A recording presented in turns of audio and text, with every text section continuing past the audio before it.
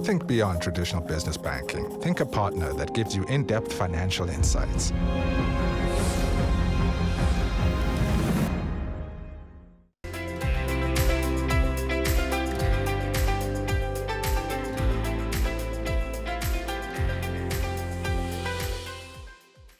If you have just tuned in, you are watching The Power Table, where we dissect some of the biggest themes driving markets and businesses in Africa. The agenda on the table today is COP28. It is the 28th conference of the parties on climate change, which is kicking off in Dubai this week. A diverse group of stakeholders from global leaders, climate experts, businesses, as well as community groups will attempt to build on solutions that should be strengthened right now to limit global warming by 1.5 degrees Celsius above the pre-industrial levels in order to reduce some of the devastation that has been caused, of course, by abnormal weather patterns of late. To discuss what COP28 could mean for Africa, I am joined by Catherine Koffman, the Group Executive for Project Preparation over at the Development Bank of Southern Africa, and Rich Nuzum, Chief Investment Strategist over at Mercer. To the both of you, thanks so much for your time. Catherine, I'd just like to kick off with you. Just a reflection of the current global and local climate, as it were, just as it does relate to a lot of the climate-related events that we have seen. Unprecedented floods are taking place all over the world, unprecedented temperatures being experienced by citizenry in most parts of the world right now. How do you reckon the current global and local landscape could inform some of the conversations that do take place at COP28? Thanks for that. The current extremities that you described we're experiencing because of climate change is at the center of the work we're trying to do at COP28. And we totally agree with you. We've seen some severity in weather patterns lately. In the last 3 weeks, we've seen flooding, hailstorms that we haven't seen before, not only in South Africa, but across the continent and the rest of the world, which have displaced people from their homes as well as from jobs, because infrastructure is destroyed as a consequence of this severity of weather patterns. I think for us at the DBSA, the type of conversations that will be top of mind are those ones that speak to our development mandate. As you know, we have mainstreamed climate finance into our development mandate, and we seek to implement climate finance principles into our investment activities as we try to decarbonize our balance sheet, as well as affected industries across the continent.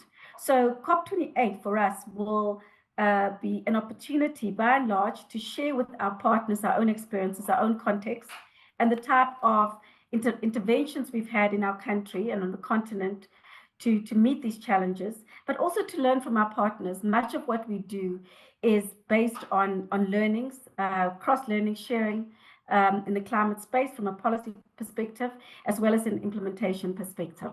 Okay, and also to you, Rich, someone was asking me earlier to say, what COP is it? Is it the 25th one, the 26th, the 27th? Just really trying to emphasize the point that, I mean, world leaders and businesses and communities have been meeting year in, year out to discuss these climate-related factors, and we have seen the devastation increasing in intensity from abnormal weather events.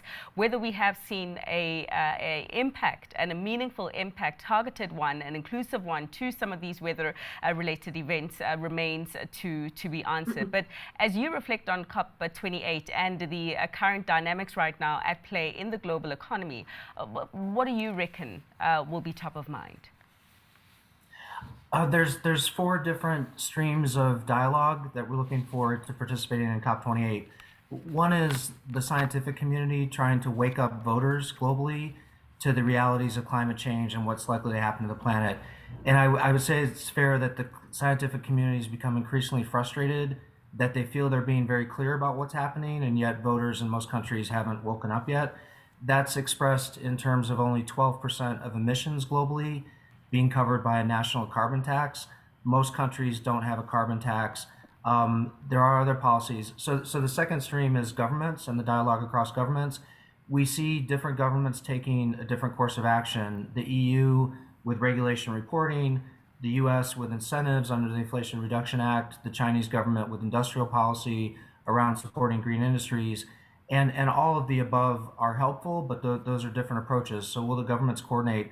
One thing that's particularly relevant for Africa will be donorship announcements from governments. The UAE, as the host government, has announced $4.5 billion US for African green infrastructure investment. So the pledges are important, but then the actual action, which is a segue to the third work stream. We hope to see green infrastructure deals announced, renewable energy deals and other deals announced between African governments and private sector investors and donors such as the international development banks, but progress in actually putting money in the ground to change the construction of the power grid in Africa and elsewhere in the world. And then the fourth work stream, besides green infrastructure, is what's going on with clean technology and green technology. Will our entrepreneurs and venture capitalists further reduce the cost of renewable energy, power generation, transmission, and storage to make those green infrastructure projects more profitable, to make it easier for governments and voters to take action on climate change without impacting overall economic growth? Okay. Rich, I just wonder if I just circle back to one of the first points that you made around the awareness, particularly of voters around climate change. I mean, 2024 is going to be quite a instrumental year for most countries, with quite a few countries going to the elections. Yours in the US as well as mine here in South Africa. But someone said that perhaps right now it's bread and butter issues still that are taking precedent, particularly amongst the voters. Just given the fact that the economy for most consumers is still in a pretty fragile place, and you've got the cost of living crisis being front and center for most people in wanting governments to address that. So do you reckon that perhaps it's not the lack of voter awareness around climate change, but perhaps competing interests and climate change sort of following or falling further down the list from the bread and butter issues? I think that's true globally and certainly true in Africa, where there are other development finance priorities and infrastructure investment priorities besides climate. And that's actually why we're most focused on what happens with green infrastructure investment and what happens with green tech and clean tech investment. Renewable energy is already cheaper than traditional carbon emitting energy sources in most applications, but the plant property and equipment that most economies have in the ground is based on traditional energy, and replacing that with renewable energy will cost trillions of dollars. That private sector migration towards renewable energy is happening because of consumer preference. It's happening because of government regulation. It's happening because of incentives. It needs to happen faster. And to the extent that can be cheaper, then voters don't have to make the tough choice between reducing the risk of climate change and bread and butter issues that are right on their table today, so to speak. Sure. I mean, the competing interests are all around in terms of what global leaders and businesses and all of that are dealing with, from supply chain bottlenecks to the ongoing crises around the Ukraine-Russia war, and now a new element of war being introduced given what is happening in the Middle East. So I want to focus the conversation just a bit, just in the interest of time. And Catherine, circling back to your point around the climate finance that you mentioned, of course, finance a key issue, particularly for the continent, with the general consensus being that the continent does not have the money that it needs right now to comfortably finance its transition to a greener way of doing business and operating, as it were. With that said, what often tends to come out from development banks or development finance institutions such as yourself is the lack of bankable projects for yourselves to put money in the ground to help accelerate some of the transitions that are taking place. Just what is your perspective on that, and the level of projects that are on the table right now that the DBSA has been participating in and is looking to participate in future? Let me answer the question in two ways. I think the first is that you're absolutely right about finance being an issue. One of the core things that we will be addressing at COP, and not only ourselves, we've got supporters in this intervention, is around the cost of funding for projects in Africa. And and looking at the international global financial architecture and how we can reform that to ensure that we can do more projects in the green projects in this space. So that's the first thing. Secondly, as a development bank, we actually see climate finance as a tool for development because of the very issue you mentioned. Access to finance, to capital, is a problem.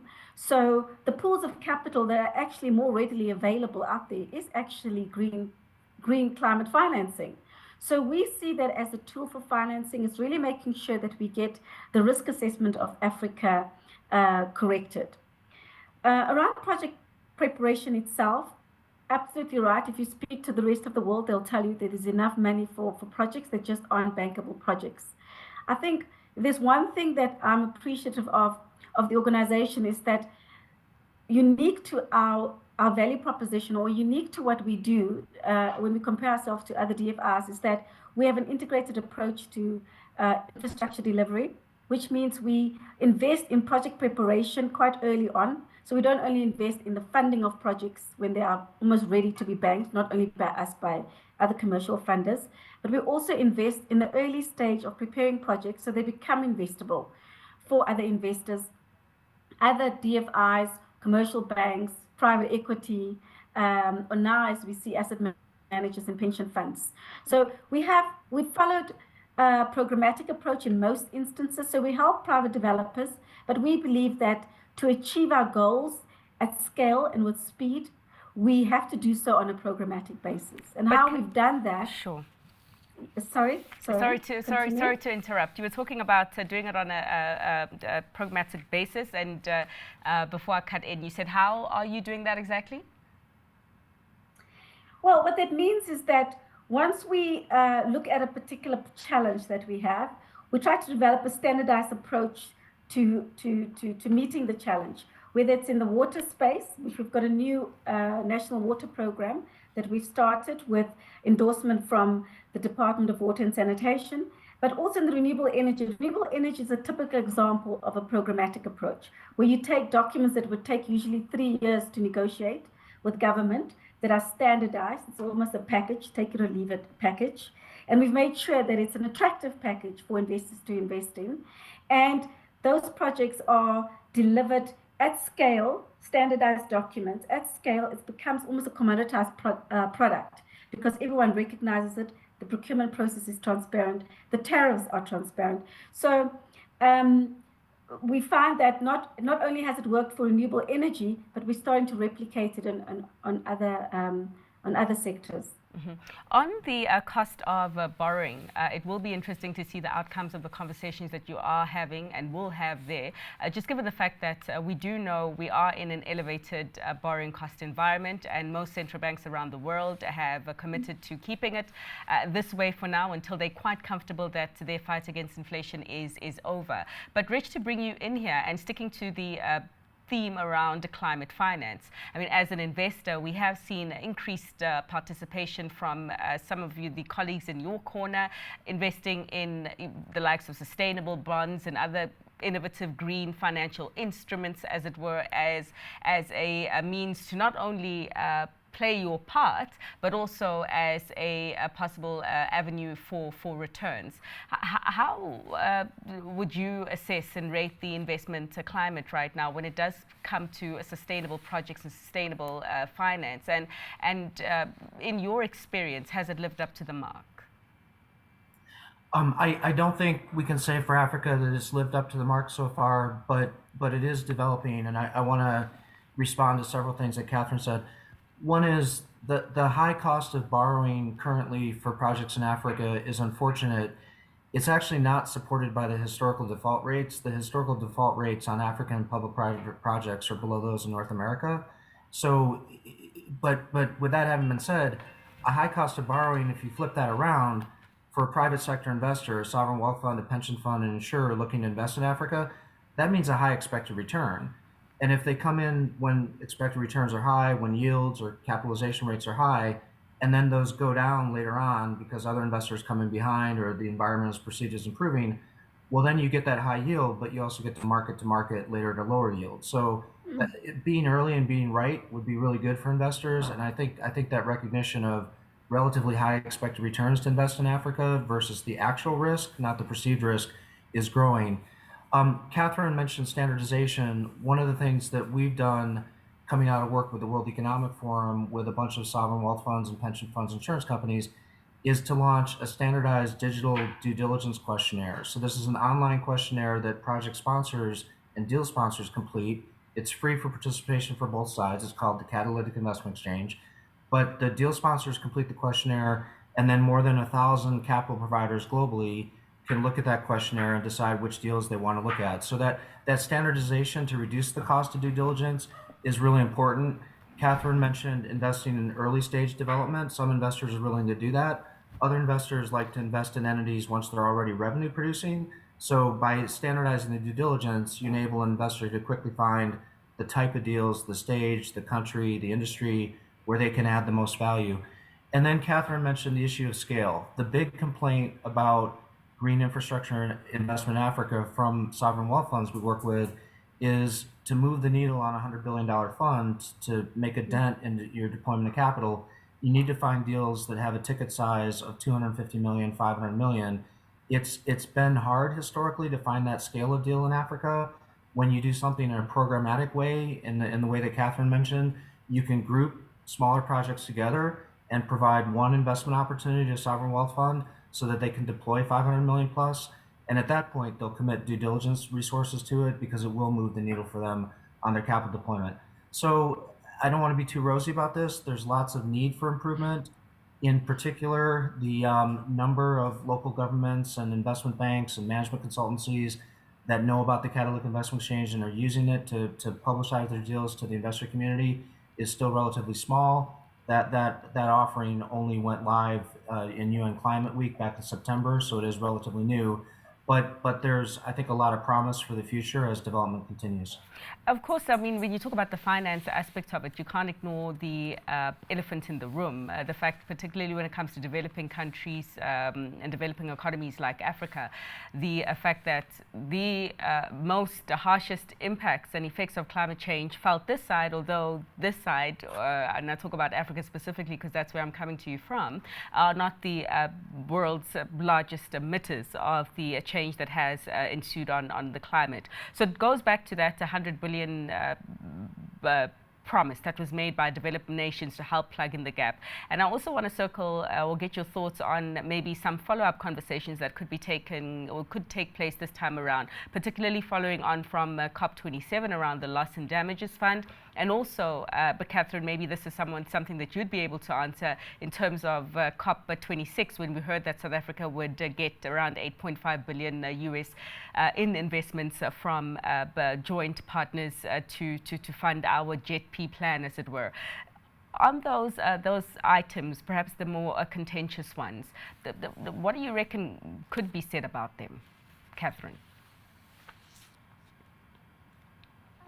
I don't know if it's contentious but I think the one issue that has been raised over and over again relates to the 8.5 billion.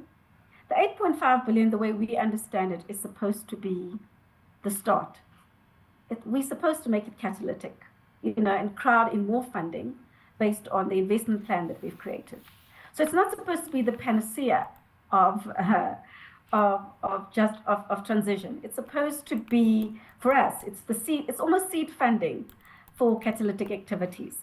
So that there has been criticism that it's not enough, or that some of it has already been provided, and so it's not real. But for us, in terms of providing us with access to capital to start our journey, it was important. And I think you have to start with somebody. And it happened to be South Africa. And there's lots of learnings that we've learned from it. And more JETP investments will come about as a consequence of that first investment that was made with South Africa. So don't have a problem with that. In terms of the rest, maybe I should allow Rich to come in, but I think I wanted to speak specifically on the South African view. And I think for other countries that follow the same route as South Africa, I think it's important to make sure that you negotiate funds within your own context. It must make sense to what is happening in your country so that the take-up and the development is really supported by all the stakeholders in the country. Sure. To the point that you were made around the fact that the 8.5 billion the US dollar commitment was supposed to be catalytic in nature. One also has to note the recent approval from the World Bank of a $1 billion commitment to South Africa to sort of top up and help with the green transition, although most people will say that this is but a drop in the ocean of the ultimate need and requirements to transition. Rich, Catherine has handed over some of the other contentious stuff over to you. Just given the fact that the perpetrators, as it were, of climate change promised to foot some form of the bill on the victims, particularly in developing countries like Africa. That promise hasn't been delivered. I mean, last year we had a big announcement around the loss and damages fund. It will be interesting to see what's said about that this year. But just your thoughts on how some stakeholders will respond to those items. I think the announcement of we would look at that as a form of donorship, and the announcement of those types of catalytic finance facilities, those amounts of money, we think are helpful because you mentioned competing priorities and bread and butter issues earlier.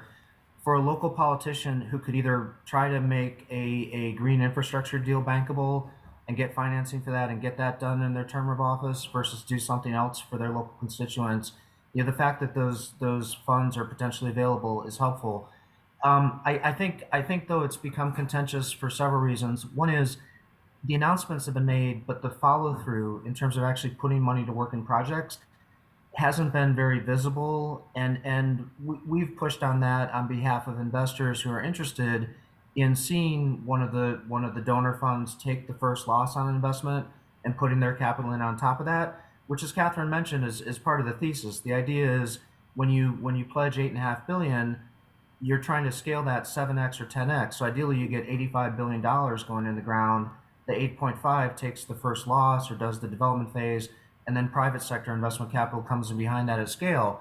So private sector investors are looking for, well, how do we access those facilities to help us get projects done? Local governments are looking for that. And the good thing about COP is it gets a bunch of people together for conversations.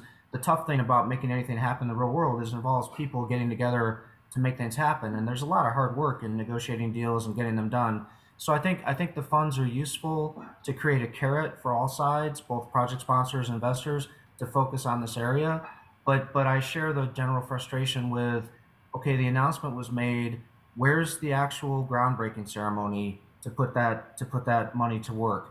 One bullish thing we've picked up is when we talk with the general partners and the direct investors and the strategic investors that are actually doing African green infrastructure investments today, more than half of them will say to us unprompted, hey, we don't need that money.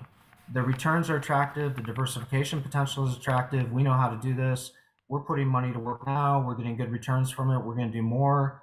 A private sector investor can come to us and we'll put their money to work and get them a good return.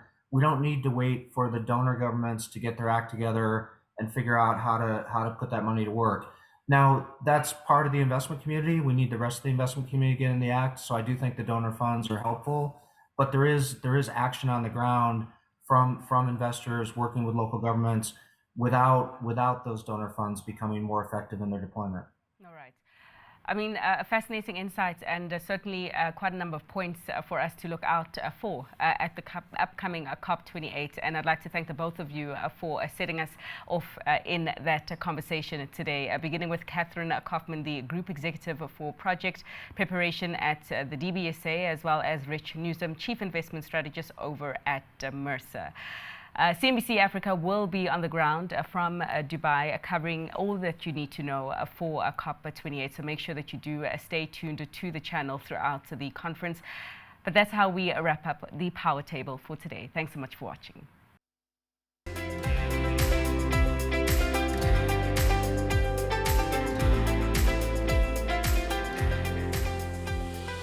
This program is in partnership with NetBank Commercial Banking, a banking partner that thinks bigger to guide your business growth.